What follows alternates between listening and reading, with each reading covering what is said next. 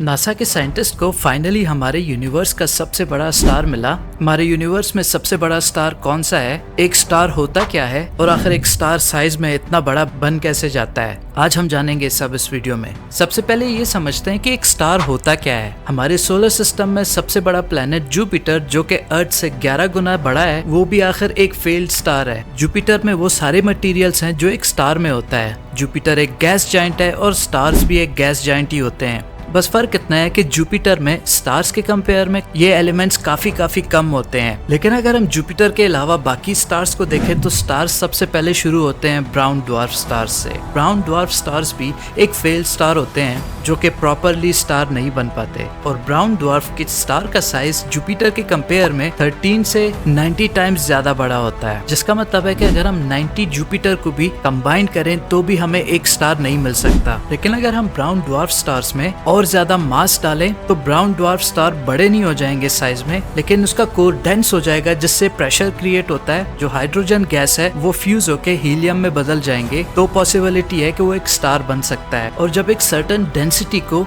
एक स्टार अपने कोर में पास कर लेता है तब वो इग्नाइट करते हैं और ग्लो करने लगते हैं, जिससे वो एक स्टार बनते हैं, जिनको मेन सीक्वेंस स्टार कहते हैं। मेन सीक्वेंस स्टार में हाइड्रोजन गैस फ्यूज होके हीलियम बन जाता है, जिसके रिजल्ट में ये एक इमेंस अमाउंट का एनर्जी रिफ्लेक्ट करते हैं। और एक मेन सीक्वेंस स्टार जितना मैसिव, जितना बड़ा होता है, उतना ही हॉटर होता है और उतना ही लाइफ स्पैन भी उनका कम होता है। एक स्टार अपने पूरे लाइफ टाइम में सबसे ज्यादा टाइम हाइड्रोजन को फ्यूज करने में बिताता है, और जब ये हाइड्रोजन गैस खत्म हो जाता है, सारे फ्यूज हो जाते हैं, तब एक स्टार साइज में बढ़ने लगते हैं। और जब स्टार्स जाइंट फेज में पहुंचने लगते हैं तो ये काफी शॉर्ट पीरियड ऑफ टाइम होता है उनके पूरे लाइफ साइकिल के कंपेयर में। फिर उसके बाद एक स्टार की एंडिंग हो जाती है, वो एक्सप्लोड होके सुपरनोवा बन जाते हैं। हर एक मेन सीक्वेंस स्टार एक टाइम में छोटे रहे होंगे और फिर धीरे धीरे करके अपने लाइफ के एंड में एक जाइंट स्टार में कन्वर्ट हो जाते हैं। और ऐसा हमारे सन के साथ भी होने वाला है। साइज में छोटे स्टार्स को रेड ड्वार्फ स्टार कहते हैं, जो कि ब्राउन ड्वार्फ के काफी अलग होते हैं और ये एक रियल स्टार होते हैं। रेड ड्वार्फ स्टार्स के साइज कम से कम 100 टाइम्स जुपिटर से बड़े होते हैं, लेकिन तो भी इतना साइज इनफ नहीं होता कि ये हाइड्रोजन को फ्यूज करके हीलियम में कन्वर्ट करें, जिससे उनकी ग्लो बढ़ जाए। रेड ड्वार्फ का साइज ज्यादा ना होने की वजह से ये ज्यादा ग्लो भी नहीं करते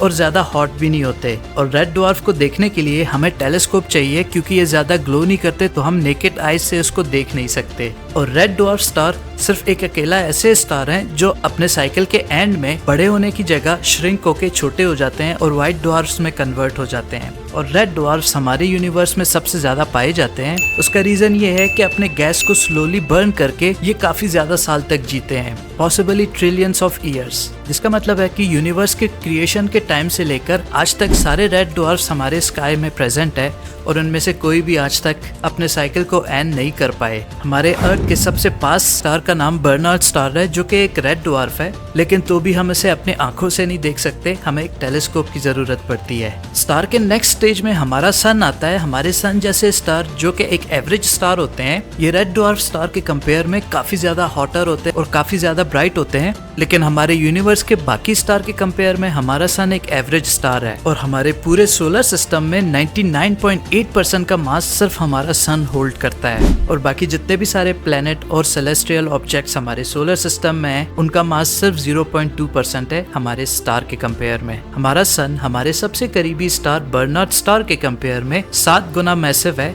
और 300 गुना ज्यादा ब्राइट और ज्यादा ग्लो करता है, जिसकी वजह से हमारे सन का एज सिर्फ 10 बिलियन ईयर्स है, अनलाइक रेड ड्वार्फ्स जो कि ट्रिलियंस ऑफ ईयर्स तक जी सकते हैं। अगर हम बात करें हमारे मिल्की वे के सबसे ब्राइटेस्ट स्टार की, तो वो है सीरियस ए, जो हमारे सन के कंपेयर में 2 गुना बड़ा है और करीबन 300 गुना ज्यादा शाइनी है। सीरियस ए का सरफेस टेम्परेचर 10,000 डिग्री सेल्सियस है, और ये हमारे सन के कंपेयर में ज्यादा बर्न हो रहा है, जिसका मतलब है कि सीरीज ए का एज ओनली 2.5 बिलियन ईयर्स है, 4 गुना हमारे सन से कम। सीरीज ए से भी मैसिव एक और स्टार है जिसका नाम है बेटा सेंटोरी, जिसका सरफेस टेम्परेचर 25,000 डिग्रीज है।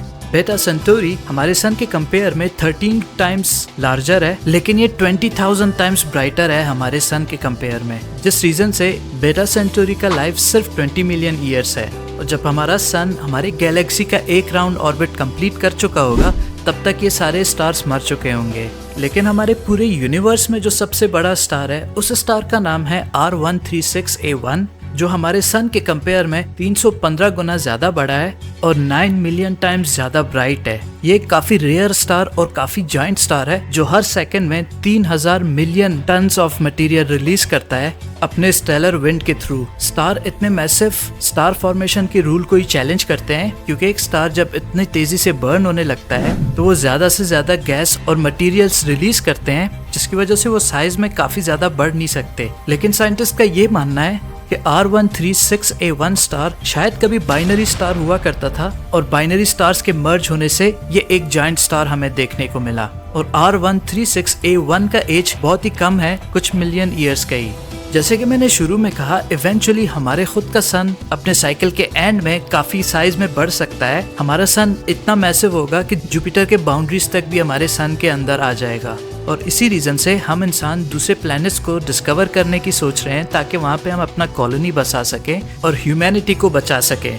आज तक का सबसे बेस्ट हमें केपलर 22b मिला है, जो कि अपने स्टार के गोल्डीलॉक जोन में है, जिसका मतलब है कि ये हैबिटेबल है और हमारे कॉलोनाइजेशन के लिए काफी एक इजी टारगेट हो सकता है। और ये हमारे सन के सबसे करीबी स्टार के पास भी है, जिसके बारे में मैंने एक डिटेल वीडियो बनाया है कि हम केपलर 22 को कॉलोनाइज कैसे करने वाले हैं। वीडियो नहीं देखा तो ये वीडियो जरूर चेक करना। वीडियो को एंड तक देखने के लिए थैंक यू। मिलते हैं आप सबसे नेक्स्ट वीक, तब तक के लिए पीस।